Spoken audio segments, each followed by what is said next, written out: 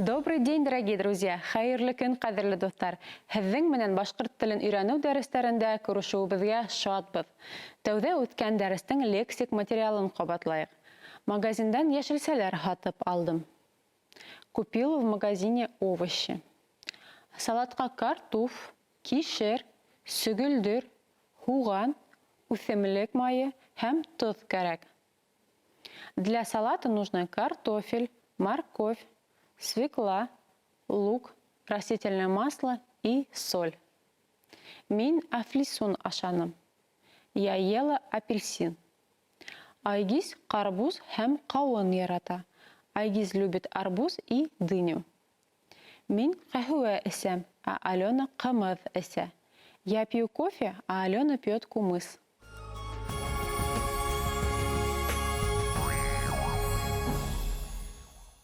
Сегодня мы продолжим тему «Еда-продукты» и посетим кафе вместе с нашими героями. Но перед тем хотим акцентировать ваше внимание на некоторые очень важные правила башкирского языка. Во-первых, нужно помнить, что состав сказуемого располагается всегда в конце предложения. Например, «Әсәй сәй эсә», «Мама пьет чай», «Атай тәмле аш ашай», «Отец ест вкусный суп». Мин салат эшләйем, я делаю салат. Во-вторых, ударение в башкирском языке, как правило, падает на последний слог. Китап – книга, китаптар – книги, китаптарда – в книгах. Но есть исключение. Когда к глаголу присоединяется аффикс отрицания «ма», «мэ», то ударение ставится обязательно перед ним. Қара – қарама, смотри – не смотри, йоқла – йоқлама. Спи, не спи. Также в словах с вопросительной частицы «м», «м» ударение падает на предпоследний слог слова. То есть «м», «м» всегда безударно. Бардың ма? Ходил ли? Бар ма? Есть ли? Посмотрим видеосюжет, обращая внимание на эти моменты.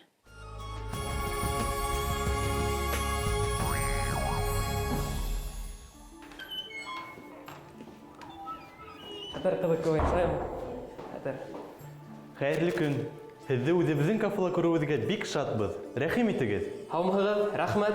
Һеҙҙә 2 кешелек буш өҫтәл бармы? Әлбиттә, икенсе ҡатҡа үтегеҙ.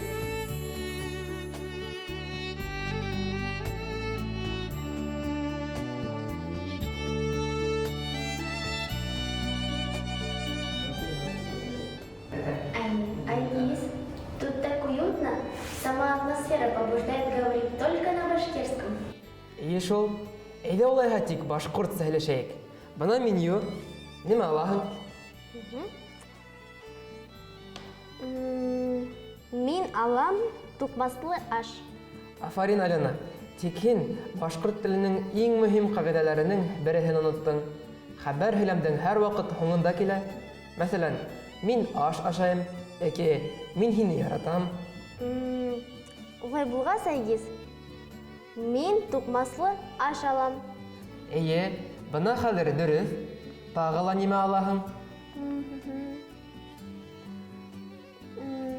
Һөт менән сәй эсәм. Юҡ, Алена. Һөт менән сәй түгел, ә һөтлө сәй. Шәкәр менән сәй түгел, ә шәкәрле сәй. Аңланым. Майлы ҡоймаҡ буламы? Эйе, Алена. Майлы ҡоймаҡ була. Бәләкәй саҡта шундай һынамыш була торғайны.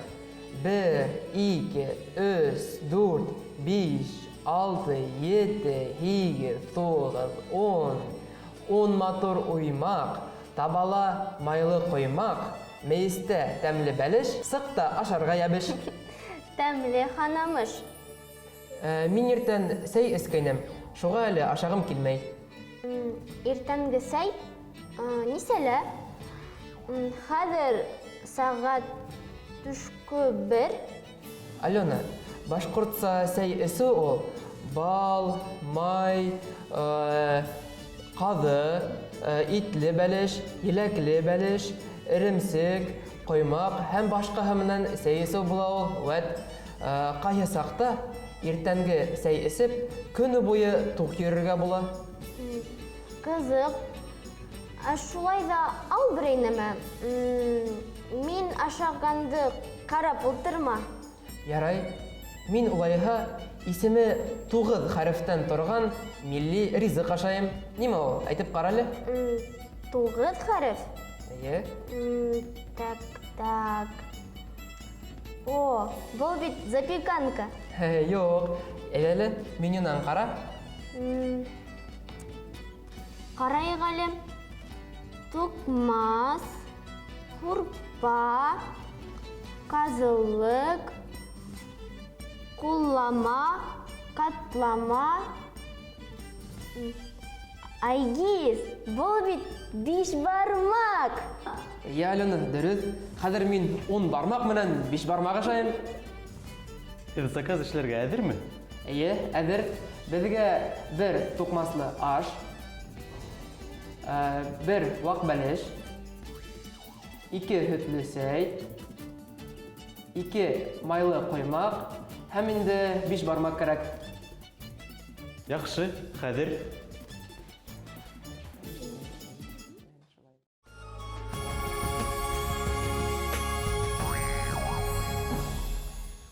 Сюжет очень интересный и содержательный. В нем мы встретили очень много уже знакомой лексики и достаточно большое количество новых слов. Повторим некоторые из них. Тукмаслы аш – суп с лапшой. Вак бәлеш – вак беляш. Һөтле сәй – чай с молоком. Шәкәрле сәй – чай с сахаром. Майлы коймак – блины с маслом. Бишбармак – бишбармак. Бал – мед. Май – масло. Куазе – козы. Конская колбаса по-другому. Итле – бәлеш. Мясной пирог. Елякле бәлеш. Ягодный пирог. Эремсек – творог. Сәйсу – пить чай. Тәмле бешерә – вкусно готовит. 2 кешелек өстәл – стол на двоих. Мудрая народная пословица гласит: учителя открывают дверь, но зайти вы должны сами. И здесь также мы лишь даем направление, как легче изучить язык, а результат зависит только от вас самих.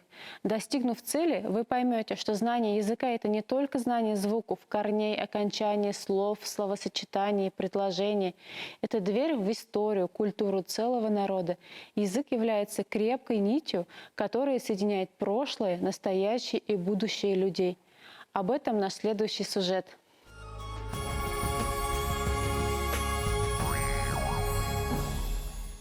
Бабушкина шкатулка, сундучок. Красивый какой. Да, какую техническую одежду, например, вот такую тефтейку. Красотка. Попробуй. Посмотри, какая классная.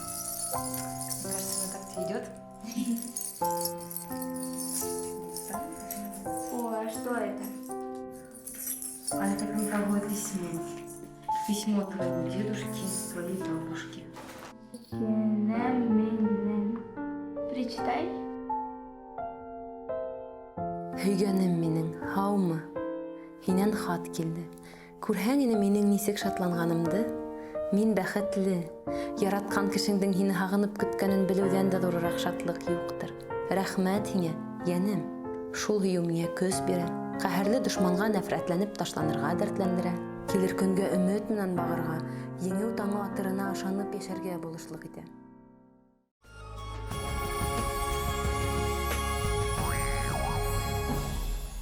Телде өйрәнеүҙә уңыштар юлдаш булһын, һау булығыҙ.